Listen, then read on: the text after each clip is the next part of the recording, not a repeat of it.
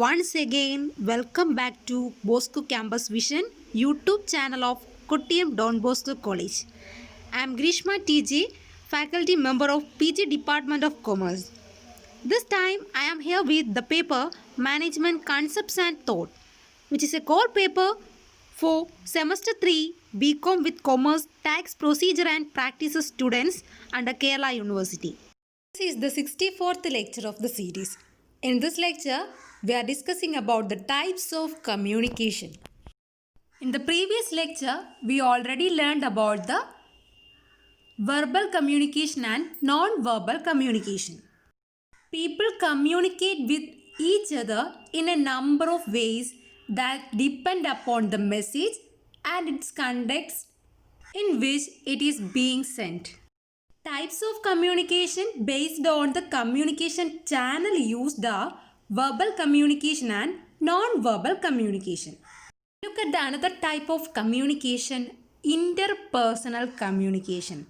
Communication between two or more people called interpersonal communication. Interpersonal communication is the communication between two people but can involve more in the informal conversations. Examples are when you are talking to your friends, a teacher and students discussing an assignment, a patient and a doctor discussing a treatment, a manager and a potential employee during an interview. These are the examples of interpersonal communication. Look at the intrapersonal communication.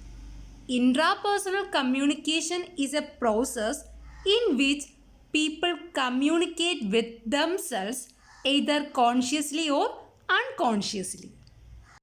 ഒരാൾ അയാളോട് തന്നെ communicate ചെയ്യുന്നതാണ് intrapersonal communication. Intrapersonal communication is communication that occurs in your own mind. It is the basis of your feelings, biases, prejudice and beliefs. Examples are when you make any kind of decision what to eat or wear, when you think about something, what you want to do on the weekend, or when you think about another person. These are the examples of intrapersonal communication. Another one is extrapersonal communication. It's a communication between human beings and non-human entities. For example, പെറ്റ്സിനോട് നമ്മൾ communicate ചെയ്യാറുണ്ട്. അങ്ങനെ communicate ചെയ്യുന്നത് human being അല്ലാത്ത എൻറ്റിറ്റീസിനോടാണ് എങ്കിൽ അത്തരത്തിലുള്ള കമ്മ്യൂണിക്കേഷനാണ് extra personal communication. Another one is group communication.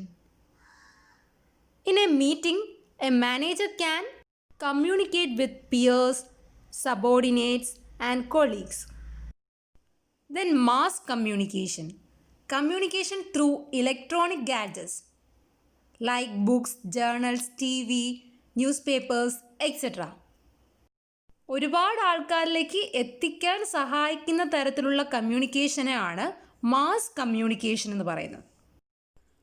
Mass communication is the electronic or print transmission of messages to the general public. Outlets called mass media include things like radio, television, film, and printed materials designed to reach large audience. A television commercial, a magazine article, hearing a song on the radio, books, newspapers, billboards. The key is that you are reaching a large amount of people without it being face to face. Feedback is generally delayed with mass communication. In an effective communication, there must be gather your thoughts, choose your words, voice modulation, body language, listen, concentrate, eye contact, postures, simple or familiar language, questioning skills. These are requires. Next one to group communication. It involves a speaker who seeks to inform, pursue or motivate an audience. Example are a teacher and the class of students, a speaker and an assembly of people in the auditorium. These are the examples of 1-2 group communication. Next one, small group communication. Small group communication is communication within formal or informal groups or teams. It is groups interaction that results in decision making, problem solving and discussion within an organization. Example would be a group planning a surprise birthday party for someone, a team working together on a project. These are the examples for small group communication.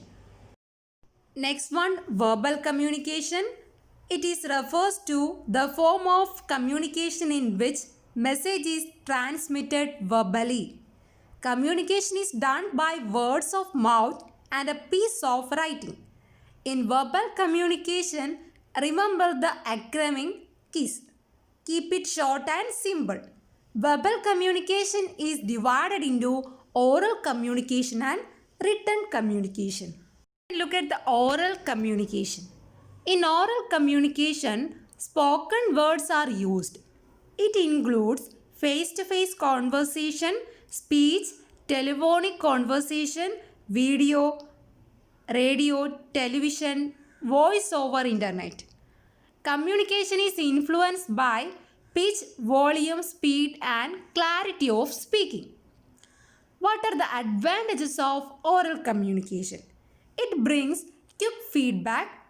In a face-to-face conversation, by reading facial expressions and body language, one can guess whether he or she should trust what is being said or not. Then, what are the disadvantages of oral communication? In face-to-face discussion, user is unable to deeply think about what he is delivering. So, this can be counted as a fault. Next one, written communication. In written communication, written signs or symbols are used to communicate. In written communication, message can be transmitted via email, letter, report, memo, etc. Written communication is most common form of communication being used in business. What are the advantages of written communication? Message can be edited and revised. Written communication provide record and backup. A written message enable receiver to fully understand it and send appropriate feedback. Look at the disadvantages. Written communication doesn't bring instant feedback. It takes more time in composing a written message as compared to word of mouth, and number of people struggles for writing ability. Non-verbal communication. Non-verbal communication is the sending or receiving the wordless messages such as gestures, body language, postures, tone of voice or facial expressions is called non-verbal communication. Non-verbal communication is all about the body language of speaker. Non-verbal communication have the following three elements. Appearance of speaker, clothing, hairstyle, neatness, use of cosmetics. Surroundings is room size, lighting, decorations, furnishings, etc. Second element is body languages, facial expressions, gestures, postures, etc. Third element is sound, voice tone, volume, speech rate, etc. Okay, my dear students, this is all for today's session. Do homework and send me back through WhatsApp. Thank you for listening.